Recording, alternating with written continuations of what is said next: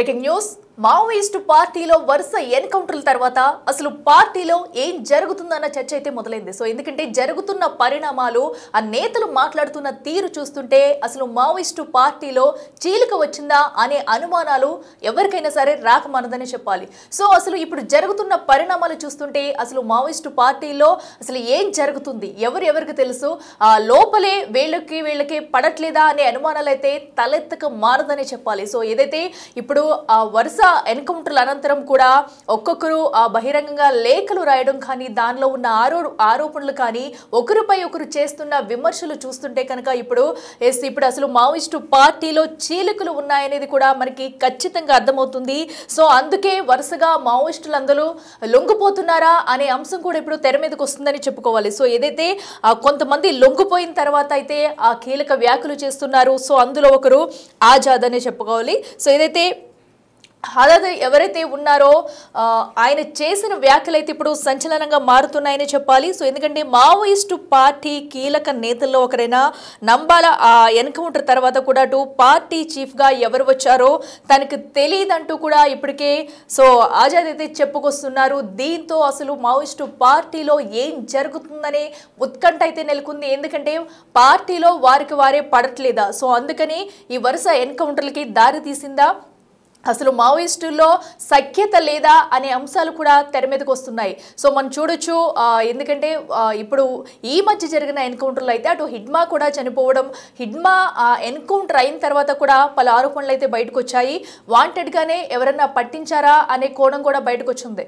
So ఈ నేపథ్యంలో ఇప్పుడు ఎవరైతే అటు ఆజాద్ ఉన్నారో తను చేసిన వ్యాఖ్యలు చూసుకున్నట్టయితే మనం అసలు నంబాల తర్వాత పార్టీ చీఫ్గా ఎవరు వచ్చారో తనకు తెలియదంటూ కూడా ఆజాద్ అయితే చెప్పుకొస్తున్నారు.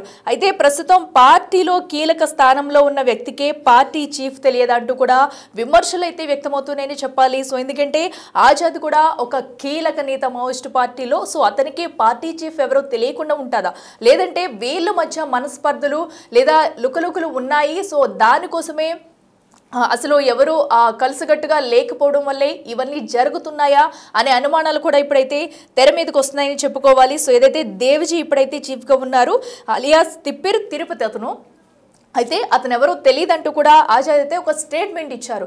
పార్టీ చీఫ్ ఎవరో తెలియదు అంటూ కూడా ఇప్పుడు ఆజాద్ చేసిన కామెంట్స్ అయితే సంచలనంగా మారుతున్నాయి. అసలు పార్టీ లోపల ఏం జరుగుతుంది, అంతర్గత విభేదాలు ఉన్నాయనేది క్లియర్ కట్గా అర్థమవుతుంది. అసలు దేవ్జీ ఎవరన్నది కూడా నాకు తెలియదంటూ కూడా చెప్పుకొస్తున్నారు. దీనిపై పలు అనుమానాలు వ్యక్తమవుతున్నాయి. అంటే మావోయిస్టు పార్టీలోనే అంతర్గత విభేదాలు ఉండడంతోనే వీళ్ళకి వర్గపోరు ఏమన్నా ఉందా, లేదంటే ఒకరిపై ఒకరు పడక ఆయనకి చీఫ్ పదవి ఇవ్వడం ఇష్టం లేక ఇప్పుడు ఆజాద్ ఇలాంటి వ్యాఖ్యలు చేశారా అనే క్వశ్చన్ కూడా రేజ్ అవుతుంది. సో ఇప్పటికే మావోయిస్టు పార్టీ ఎంత కష్టకాలంలో ఉందనేది కూడా అర్థమవుతుంది. వరుస ఎన్కౌంటర్లో వస్తున్న ఆరోపణలు మరో రకంగా చూసుకున్నట్టయితే రేపు మొత్తం కూడా నిరసన వ్యక్తం చేసేందుకైతే రెడీ అవుతుంది. సో ఈ నేపథ్యంలో కీలక నేత ఆజాద్ చేసిన వ్యాఖ్యలు అయితే సంచలనంగా మారాయని చెప్పుకోవాలి.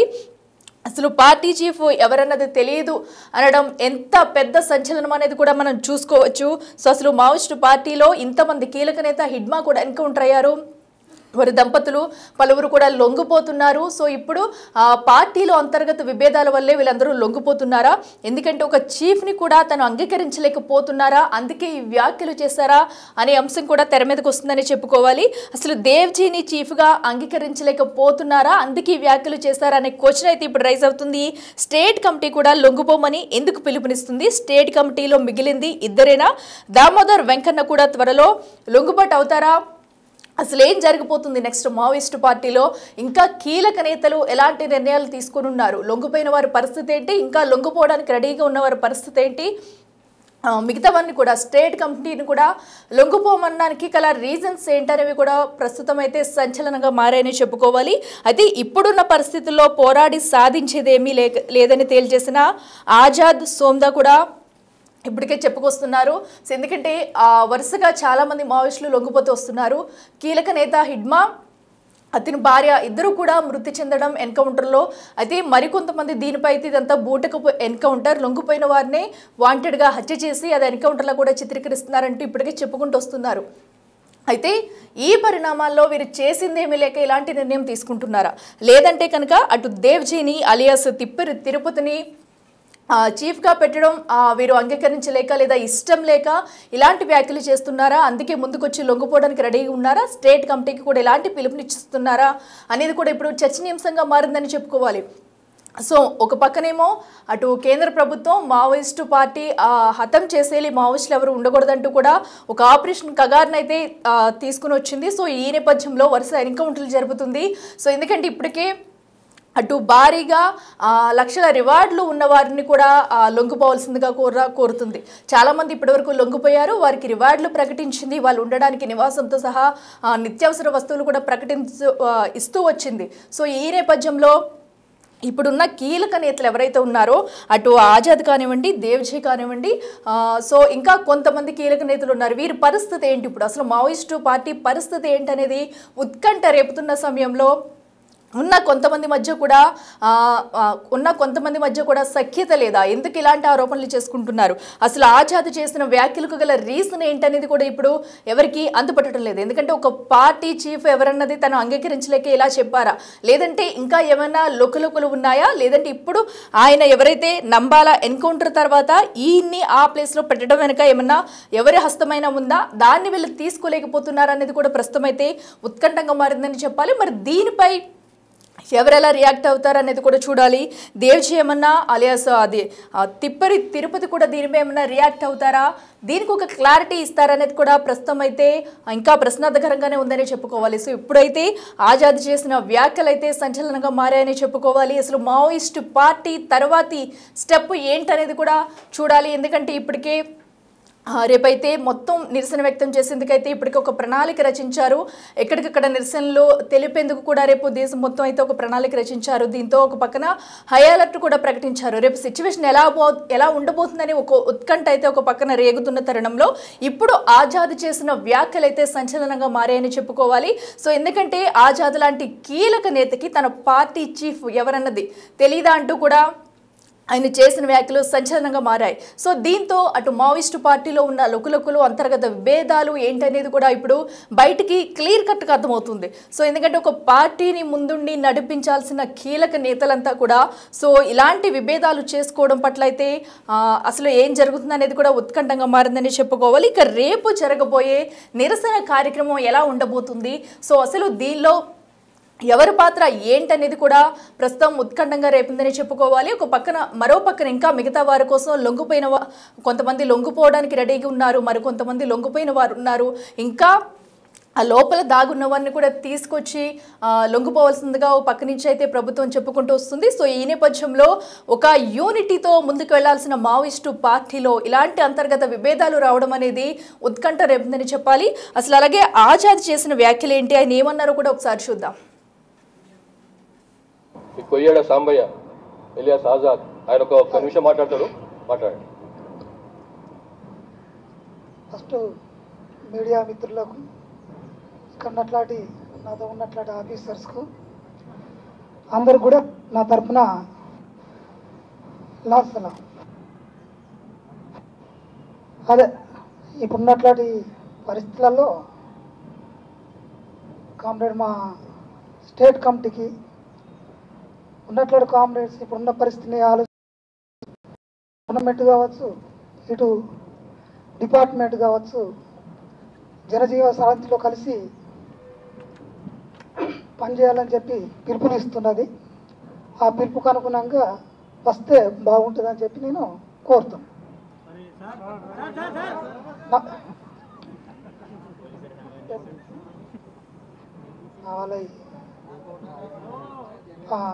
మా స్టేట్ కమిటీ ఇన్ఛార్జి ఇప్పుడు దామోదరు, తర్వాత వెంకన్న ఉన్నాడు.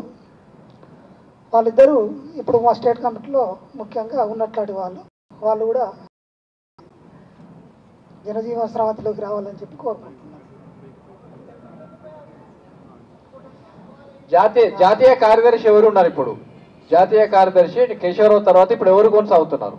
ఇప్పుడు అది మా దగ్గరికి అయితే రాలేదు అట్లాంటి ఏమో, ఇప్పుడు ఎవరు అనేది తెలియదు. అంటే మీరు ఎవరు చెప్పి సరెండర్ అయ్యారా? అంటే పార్టీకి చెప్పి సరెండర్ అయ్యారా, లేకుంటే మీ అంతలు మీరు వచ్చారా, లేకుంటే స్టేట్ పిలుపు మేరకు బయటకు వచ్చారా, ఎట్లా? మేము పార్టీకి చెప్పే వచ్చినాం. పార్టీకి చెప్పి మేము సరెండర్ పోతున్నామని చెప్పి వచ్చినాం. మేము అట్లాంటిది ఏం లేదు, మాకు అవసరం లేదు, అట్లాంటి పోరాటం కూడా అక్కడ అవసరం లేదు. ఎప్పుడు వచ్చినాం మేము. ఏదైతే ప్రస్తుతం ఆజాద్ చేసిన వ్యాఖ్యలు కూడా చూస్తున్నాము. ఏదైతే ఇంకా మా పార్టీలో కీలక నేతలు ఇద్దరే ఉన్నారు, వెంకన్న దామోదర్, వాళ్ళని కూడా లొంగిపోవలసిందిగా కూడా కోరుతున్నాము, ఇంకెవరు కీలక నేతలు లేరంటూ కూడా స్ట్రైట్ ఫార్వర్డ్ లోనే ఆయన చెప్పుకొచ్చారు. పార్టీ చీఫ్ కూడా తనకెవరూ తెలియదు, ఇంకా మా వరకు ఆ విషయాలు రాలేదంటూ కూడా ఇప్పుడు ఆజాద్ చెప్పడం అనేది సంచలనంగా మారిందని చెప్పుకోవాలి. సో తర్వాత పరిస్థితులు ఎలా ఉండబోతున్నాయి, అసలు మావోయిస్టు పార్టీ ఎలా అడుగులు ముందుకు వేయబోతుంది అనేది కూడా ఉత్కంఠంగా మారిందని చెప్పాలి. ఇక ఈ ఘటనకు సంబంధించి మరింత సమాచారం మా ప్రతినిధి సురేష్ అందిస్తారు. మావోయిస్టులు లొంగిపోవడం జరిగింది. రాష్ట్ర కమిటీ సభ్యులు అందులో ఇద్దరున్నారు. మిగతా వారంతా కూడా ఛత్తీస్గఢ్కి చెందిన మహిళలు, యువకులు ఎక్కువగా ఉన్నారు. అయితే వారు తీసుకొచ్చిన వాయిదాలను కూడా పోలీసులకి అప్పచెప్పడం జరిగింది. ఇప్పుడు అడవుల్లో ఉండి ఉద్యమం చేయలేమని చెప్పేసి కూడా నిర్ణయించుకొని కొన్ని అంతర్గత విభేదాల కారణంగా, అదేవిధంగా పార్టీ సభ్యులు కూడా ఇక అక్కడ ఉండి కగార్ ఆపరేషన్ కొనసాగుతుంది కాబట్టి అక్కడ ఇప్పుడు ఉండి పోరాటం చేసే పరిస్థితులు లేవు అని చెప్పేసి కూడా నిర్ణయించుకొని కొన్ని అనారోగ్య కారణాల వల్ల కూడా కొంతమంది లొంగిపోతూ ఉన్నారు. అంతేకాకుండా కేంద్ర కమిటీకి సంబంధించిన సభ్యులు కూడా పెద్ద స్థాయిలో లొంగిపోవడంతో ఇక మావోయిస్టులు కూడా ఒక్కొక్కరుగా పోలీసుల ముందు లొంగిపోతున్నారు. ఇటు మహారాష్ట్రలో, ఛత్తీస్గఢ్లో, ఇటు తెలంగాణలో కూడా ఇప్పటి వరకు దాదాపు 400కు పైగా మావోయిస్టులు ఈ సంవత్సరంలో పోలీసులు ఎదుట లొంగిపోవడం జరిగింది. అంతేకాకుండా దేవ్జీ ఎవరు అనేది కూడా తెలియదని చెప్పేసి ఇప్పుడు లొంగిపోయినటువంటి ఆజాద్ చెప్పడం జరిగింది. అంటే అంతర్గత విభేదాలు ఉన్నాయా, దేవ్జీ అనేది చాలా కీలకమైనటువంటి వ్యక్తి. ఏదైతే మావోయిస్టు పార్టీలో చీలికలు వచ్చిన విధంగానే కనబడుతుంది. ఎందుకంటే రాష్ట్ర స్థాయి కమిటీకి సంబంధించిన సభ్యుడు ఆజాద్ ఎవరైతే దేవ్జీ ఉన్నారో నాకు తెలియదు అని చెప్పేసి కూడా ఆయన చెప్పడం జరిగింది. ఏదైతే మావోయిస్టు పార్టీకి సంబంధించి నంబాల తర్వాత దేవ్జీనే చీఫ్గా అని చెప్పేసి కూడా ప్రకటించడం జరిగింది. కానీ దేవ్జీ ఎవరు అని నాకు తెలియదు అని చెప్పేసి ఒక రాష్ట్ర స్థాయి కమిటీ సభ్యుడు చెప్పింది. కాబట్టి దీని వెనకాల, ఎందుకంటే ఇక అడవిలో కూడా ఉండి పోరాటం చేసే పరిస్థితులు ఇప్పుడు లేవని తెలుసుకొని మేము ప్రజల్లో కలిసి జనజీవన స్రవంతిలో కలిసి కుటుంబంతో గడపాలని చెప్పేసి కూడా బయటకు వచ్చినట్టుగా చెప్తున్నారు.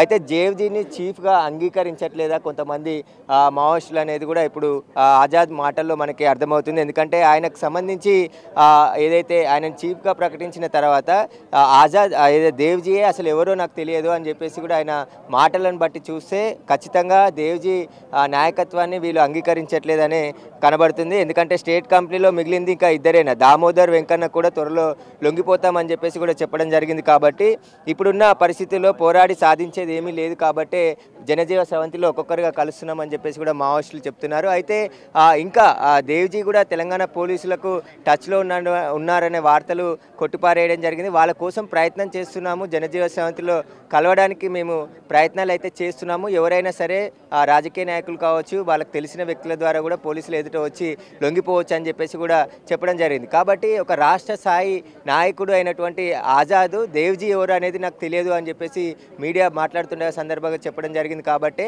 ఆయన నాయకత్వాన్ని వీళ్ళు అంగీకరించకపోవడంతోనే ఒక్కొక్కరుగా బయటికి రావడం జరుగుతుందని తెలిసింది. ఇప్పుడు 37 మంది మావోయిస్టులు ఒక్కసారిగా వచ్చి ఇక్కడ లొంగిపోవడం, అందులో 20 ఏళ్ల నుంచి 25 సంవత్సరాలు ఉన్న మహిళలు, యువకులే ఎక్కువగా ఉన్నారు. వారంతా కూడా ఛత్తీస్గఢ్ రాష్ట్రానికి చెందినవారు. అయితే ఈ మధ్యకాలంలో మావోయిస్టులలో యువత ఎక్కువ వెళ్ళట్లేదు అనుకున్నారు. కానీ ఇప్పుడు 37 మందిలో దాదాపు 18 నుంచి 25 సంవత్సరాలు ఉన్నవారే చాలా మంది ఉన్నారు. కాబట్టి వీరంతా ఛత్తీస్గఢ్కి సంబంధించిన గిరిజనులు. వారంతా కూడా అక్కడి నుంచి మావోయిస్టు పార్టీ పట్ల ఆకర్షితులై అక్కడికి వెళ్ళి వివిధ హోదాల్లో పనిచేసినట్టుగా చెప్తున్నారు. కాబట్టి వీరు ఎప్పుడు వెళ్ళారు, వీరికి సంబంధించిన వివరాలన్నీ కూడా తెలంగాణ పోలీసులు ఆరా తీస్తున్నారు. ఎవరైనా మావోయిస్టులు లొంగిపోవాలనుకుంటే పోలీసులు వారికి రక్షణ కూడా కల్పిస్తారని చెప్పేసి కూడా డీజీపీ శ్రీధర్ రెడ్డి చెప్తున్నారు. అయితే మనం ఒకసారి వెపన్స్ చూడొచ్చు. ఇక్కడ AK-47తో పాటు SLR సంబంధించిన వెపన్తో పాటు బుల్లెట్లను కూడా స్వాధీనం చేసుకోవడం జరిగింది. మనం అక్కడ 303 రైఫిల్తో పాటు G3 రైఫిల్, SLR రైఫిల్, అదేవిధంగా AK-47 వెపన్స్, అదేవిధంగా బుల్లెట్స్ కూడా పెద్ద ఎత్తున ఇక్కడ స్వాధీనం చేసుకోవడం జరిగింది. లైవ్ బుల్లెట్స్ అన్నీ కూడా పోలీసులకు వారు అప్పచెప్పడం జరిగింది. మొదటిసారి తెలంగాణ పోలీసుల ముందు ఆయుధాలతో వచ్చి మావోయిస్టులు లొంగిపోవడం జరిగింది. ఇంకా ఎవరైనా ఉంటే మావోయిస్టులు పోలీసులు ఎదుట వచ్చి లొంగిపోవచ్చు కావచ్చు, వారిపై ఉన్నటువంటి రివార్డు పోలీసులు వారికి అందిస్తారని కూడా చెప్తున్నారు. ప్రస్తుతం అయితే ఆజాద్ అనే రాష్ట్ర కమిటీ నాయకుడు చేసినటువంటి మాటలు ఏవైతే మనం చూసామో, ఎవరైతే దేవ్జీ మాకు తెలియదు అని చెప్తున్నారు. కాబట్టి దేవ్జీ నాయకత్వాన్ని అంగీకరించకపోవడంతోనే ఇక దామోదరు మిగిలిన వారందరూ కూడా త్వరలో లొంగిపోతారని చెప్తున్నారు. కాబట్టి ఇక మావోయిస్టు పార్టీ ఖాళీ అయ్యే అవకాశమే కనబడుతుంది. ఆపరేషన్ కగర్ మార్చి 2026 టార్గెట్గా పెట్టుకొని అడవులను జల్లడపడుతున్నాయి కేంద్ర బలగాలు. ఆ ఆపరేషన్ కగార్కు భయపడే చాలామంది ప్రాణాలు కోల్పోతాం, ఇంకా అడవుల్లో ఉండి పోరాటం చేసేది ఏమీ లేదు, సాధించేది కూడా ఏమీ లేదు అని చెప్పేసి ప్రజల్లోకి వచ్చేసి జనజీవ స్రవంతిలో కలుస్తున్నట్టుగా తెలుస్తుంది. కెమెరామెన్ లక్ష్మీకాంత్తో Suresh, big TV, Hyderabad. Koyyeda Sambaiah alias Azad ఆయన ఒక నిమిషం మాట్లాడతాడు, మాట్లాడండి. ఫస్ట్ మీడియా మిత్రులకు, ఇక్కడ ఉన్నట్లాంటి నాతో ఉన్నట్లాంటి ఆఫీసర్స్కు అందరు కూడా నా తరఫున లాసలా. అదే ఇప్పుడున్నట్లాంటి పరిస్థితులలో కామ్రేడ్ మా స్టేట్ కమిటీకి ఉన్నట్లాంటి కామ్రేడ్స్ ఇప్పుడున్న పరిస్థితిని గవర్నమెంట్ కావచ్చు, ఇటు డిపార్ట్మెంట్ కావచ్చు, జనజీవ సరళిలో కలిసి పనిచేయాలని చెప్పి పిలుపునిస్తున్నది. ఆ పిలుపుకు అనుగుణంగా వస్తే బాగుంటుందని చెప్పి నేను కోరుతాను.